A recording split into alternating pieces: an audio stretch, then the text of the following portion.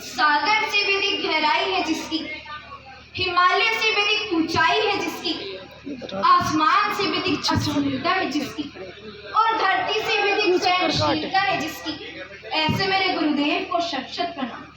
जय माता की। Lord Krishna is the supreme God who always shows us the correct path. He always teaches us to serve the Gau Mata, as serving of the cow is considered to be the most important karma, most valuable karma in the Sanatan Dharma. आज गौ माता के पूजन का बड़ा ही पावन दिन है, बड़ा ही पावन दिवस है, बड़ा ही शुभ दिन है, जिसमें हर साल हम सम्मिलित होते हैं, हर वर्ष हम सम्मिलित होते हैं। हमारी संस्कृति में, हमारे सनातन धर्म में गौ माता को एक सबसे विशेष स्तंभ माना जाता है। एक बहुत ही स्ट्रॉन्ग, एक बहुत ही मजबूत, एक बहुत ही विशेष स्तंभ गौ माता को माना जाता है, क्योंकि गौ माता इस पूरे ब्रह्मांड को धारण करती है। ऐसे ही एक बार भगवान कृष्ण ने गौ माता से पूछा कि माता, हमने आपको 2 सींग दिए हैं, आपकी रक्षा के लिए हमने आपको 2 सींग दिए हैं, परंतु आप इनका कभी प्रयोग क्यों नहीं करती? कोई आपको परेशान करता है, कुछ कहता है, परंतु तुम कभी भी उनको चोट नहीं पहुंचाती हो, कोई हानि नहीं करती हो। ये सुनने के बाद गौ माता ने कहा कि भगवान, आपकी बात तो सही है, कि भगवान हरि आपकी बात सही है, करने को तो मैं ऐसा कर सकती हूँ, परंतु जब पूतना नाम की एक राक्षसी ने आपको विषैला दूध पिलाया था, जब पूतना नाम की एक राक्षसी ने आपको विषैला दूध पिलाया, तो आपने उसके दूध को स्वीकार किया था।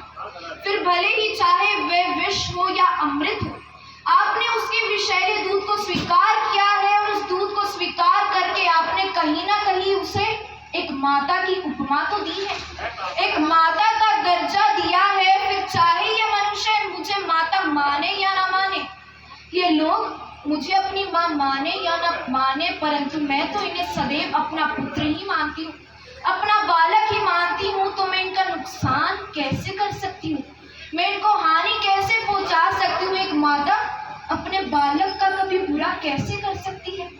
ये सुनने के बाद भगवान हरि की आंखों में अश्रु आ जाते हैं, प्रेम के आंसू आ जाते हैं, और उन्हीं आंसू की अंजलि बनाकर, उन्हीं अश्रुओं की अंजलि बनाकर ये संकल्प लेते हैं, ये प्रतिज्ञा लेते हैं कि गौ माता, तुम तो सबसे महान हो, तुम्हारा हृदय बहुत बड़ा है, तुम्हारी ममता बहुत बड़ी है, इसलिए तुम तो सबसे महान हो। और मैं ये संकल्प लेता हूँ, मैं ये प्रतिज्ञा लेता हूँ कि चाहे मैं कहीं भी रहूँ, कि चाहे मैं किसी भी लोक में रहूं, परंतु तुम्हारी रक्षा के लिए मैं अवश्य ही आऊंगा, क्योंकि इस पृथ्वी पर, इस धरा पर एक तुम ही ऐसी हो जो मारने वाले को भी अपना पुत्र ही समझती हो, किसी में कोई भेदभाव नहीं करती, फिर चाहे कोई गरीब हो, कोई अमीर हो, तुम सबके साथ एक समान ही व्यवहार करती हो।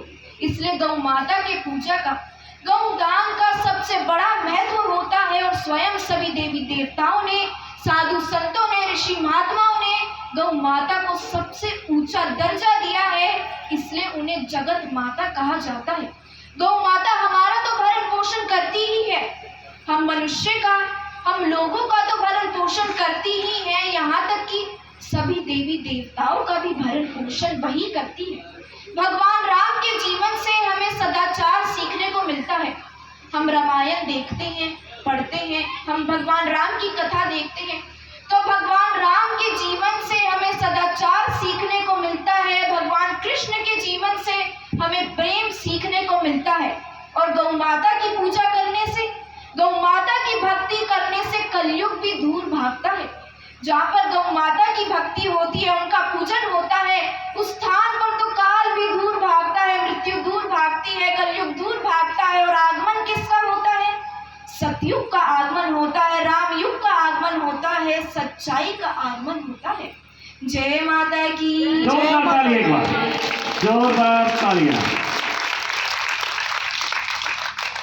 हमारे गुरुदेव महाराज हमें सदैव अच्छाई की ओर, अच्छे कर्मों की ओर और अच्छे मार्ग की ओर ही हमें प्रेरित करते हैं, जिससे हमारा कल्याण होता है, जिसमें हमारा लाभ होता है, हमारा फायदा होता है।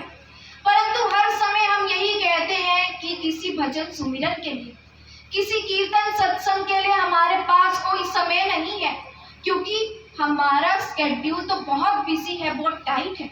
हमारे पास इन चीज़ों के लिए कोई समय नहीं है, या फिर हम कल से प्रारंभ करेंगे, परसों से प्रारंभ करेंगे, किसी और दिन से प्रारंभ करेंगे, क्योंकि झूठा दिलासा तो हमें देना आता है।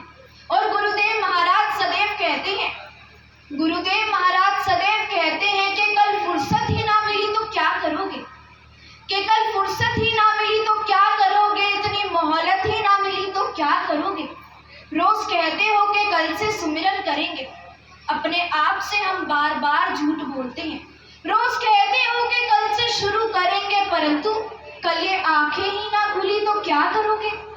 इसलिए हमारे मुख पर कभी भी ये शब्द नहीं होना चाहिए कि हमारे पास टाइम नहीं है, क्योंकि समय हम सभी के पास है, हम सभी के पास समय है, परंतु हमारा मन नहीं है, हमारे अंदर वो चेष्टा नहीं है, वो चेतना नहीं है, क्योंकि हम सबसे ज़्यादा अपने आलस से प्रेम करते हैं, जो कि बहुत गलत बात है। अपने भगवान से, अपने गुरु से, अपनी गौ माता से ज़्यादा हम अपने आलस से प्रेम करते हैं। इसलिए सभी कर्म छोड़कर, सभी कार्यों को छोड़कर हमें सबसे पहले समय अपने गुरुदेव को, अपनी माता को और अपने ईश्वर को देना चाहिए, तो हमारा ये जीवन जीते जी स्वर्ग बन जाता है, आनंदमय हो जाता है।